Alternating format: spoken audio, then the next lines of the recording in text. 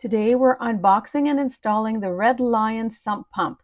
Right out of the box you get the 1/3 horsepower submersible pump, an automatic vertical float switch, and a durable thermoplastic base.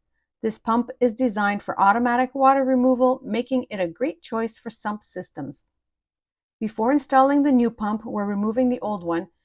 Next, we're connecting the discharge pipe.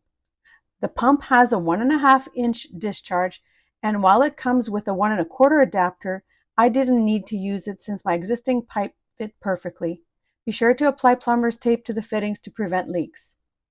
The vertical float switch automatically activates at 7 1/4 inches of water and shuts off at 2 3/4 inches. If you're replacing a pedestal pump, this Red Lion model fits most standard pump basins. Be sure to turn off power to the system before starting. One great feature is that the float cord length is adjustable. I adjusted mine slightly longer so my well could fill up a bit more before the pump kicks on. This works well for larger wells, but it's totally optional. This pump is built to last with a corrosion-resistant epoxy-coated aluminum housing and a thermoplastic base. It also has a thermally protected PSC motor, which helps prevent overheating during extended use.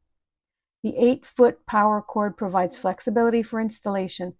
Once everything is set, plug in the piggyback float switch and the pump is ready to go. If you're looking for a reliable sump pump with automatic operation, durability, and high water moving capacity, the Red Lion RL-SP33V is a solid choice.